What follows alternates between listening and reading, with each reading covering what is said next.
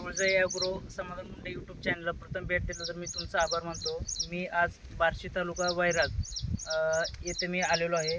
हा आपला प्लॉट जो आहे तो कंप्लीट 13 महिने पूर्ण होऊन 14वा महिना चालू आहे. तर गेल्या वर्षी आपण ह्या प्लॉटवर 6व्या-7व्या महिन्यात आपण एक व्हिडिओ काढलेले होते. आपले शेतकरी सर तुमचं नाव पूर्ण सांगा. मृणाल जयंत भूमकर, राहणार वैराग. मोबाईल नंबर सांगू? नाही राहू द्या, एक मिनटं खूप त्रास देते. सर हे जे आता जी तुम्हाला मी छाटणी करायला सांगितले होते, ते तुम्ही हे छाटणी आता ह्या वर्षी कितव्या महिन्यात केलेली आहे? एप्रिल 5 तारखेला एप्रिलमध्ये 5 तारखेला केलेली आहे. तर ही छाटणी एप्रिलमध्ये 5 तारखेला झालेली आहे. आणि ह्या वर्षी जरा पाऊस पण थोडासा पुढे मागं असल्यामुळे जरा सेटिंगमध्ये थोडंसं थोडं पुढे मागं झालेलं आहे. तर आता जे मधल्या ह्या पावसामध्ये या 7-8 दिवसामध्ये जे पाऊस झालेला आहे त्याच्यामध्ये फ्लावरिंग वगैरे चांगले चालू झालेले आहे. जर फ्लावरिंग जर पाहिली तर आता नवीन फ्लावरिंग ह्याला यायला लागलेली आहे. तुम्ही पाहू शकताय इकडं पुढं असे नवीन पूर्ण फ्लावरिंग चालू आहे. असे तरी एकच नाही तर प्रत्येक फांदीला असे पूर्ण फ्लावरिंग आहे. आणि झाडामध्ये जर तुम्ही बघितलं तर खाली छाटणी केल्यानंतर खाली आपण 1 2 3 4 ते 5 खोडं मोठी ठेवलेले आहेत. आणि ह्याच्यामध्ये साईडला जे काय ब्रँचेस आलेले आहेत तर आपण ह्या साईडच्या ब्रँचेस आपण थोडंसं विरळणी करून घेणार आहे आणि 4 ते 5च आपण ब्रँचेस ठेवणार आहे. तर मला आज फक्त ह्या व्हिडिओमध्ये एक दाखवून द्यायचं होतं की सर तुम्हाला जे मला विचारलं तुम्ही की शेंडा का मारायचा आणि कशासाठी मारायचा.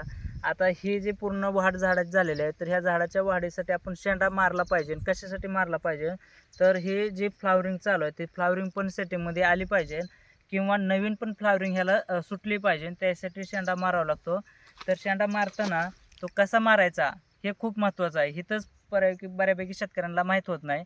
तर काय करतात शेतकरी, शेंडा जर मारा म्हणलं की आता ही समजा मेन फांदी आहे, ही खालनं आलेली ही अशी मेन फांदी जी आहे ती फक्त इथं वरी शेंडा मारला जातो आणि आम्ही शेंडा मारला असं म्हणतात किंवा कात्रीने इथनंच कट केलं जातं आणि शेंडा मारला असं सांगतात शेतकरी.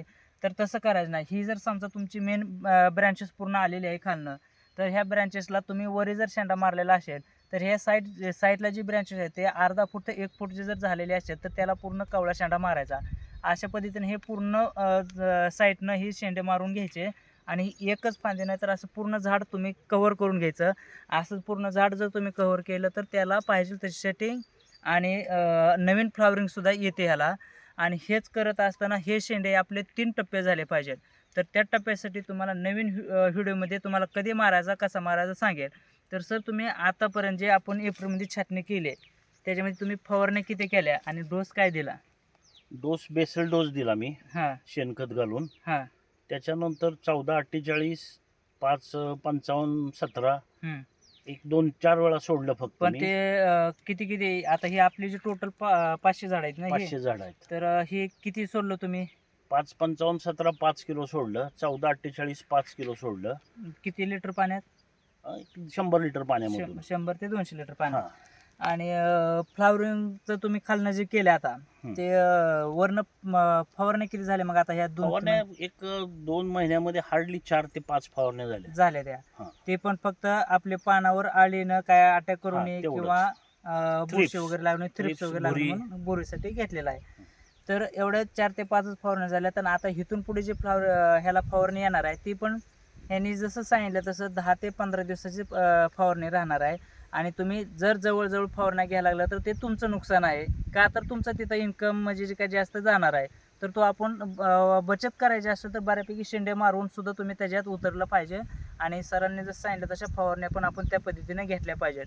तर तुम्हाला ह्याच्याबद्दल आणखी सर काय चर्चा करायची का? जरा आलोय आज तर तुमचं काय म्हणणं आहे ह्याच्याबद्दल, आणखी नवीन काय विचार? फक्त मावळाची माशी अट्रॅक्ट व्हावी, पळून जाऊ नये म्हणून कुठले औषधं वापरावं लागतात थोडंसं त्याच्याबद्दल आम्हाला माहिती द्या. जर आता हे सरांचा पण प्रश्न हा एकदम योग्य आहे की मावळाची जर माशी म्हणलं आपण मधमाशी, तर हे आता नवीन फ्लावरिंग चालू झाले. ज्यावेळेस ही फ्लावरिंग थोडीशी उमला लागेल त्यावेळेस त्याचा सुगंध थोडा चालू होतो.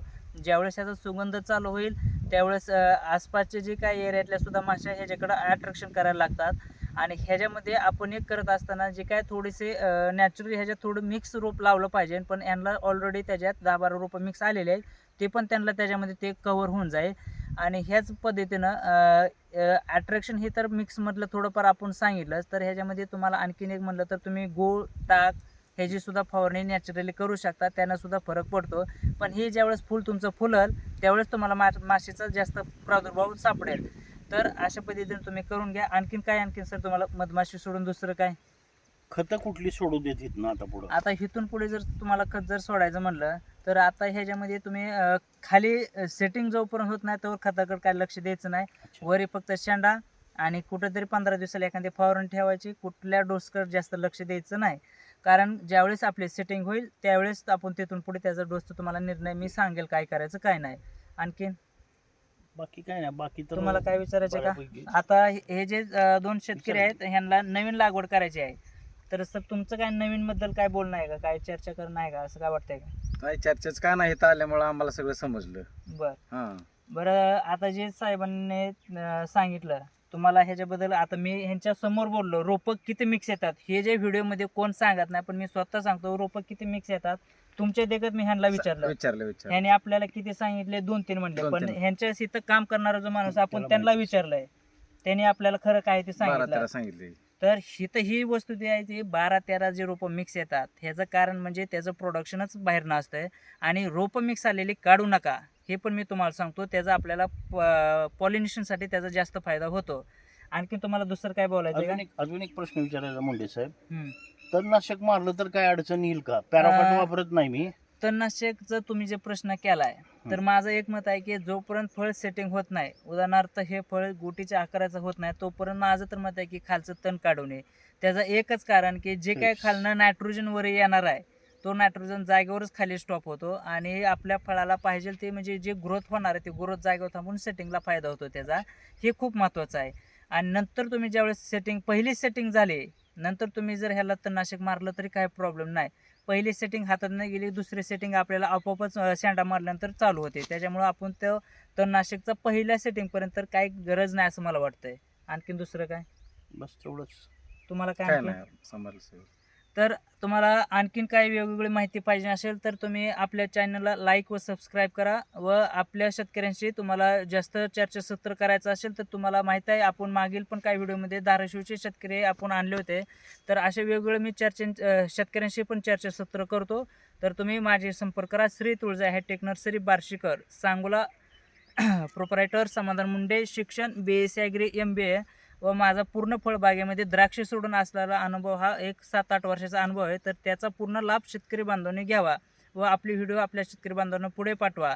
माझा नंबर 820 822 1007 या नंबरवर संपर्क करू शकता. धन्यवाद. बंद करा. कट. बंद मारा की बटन.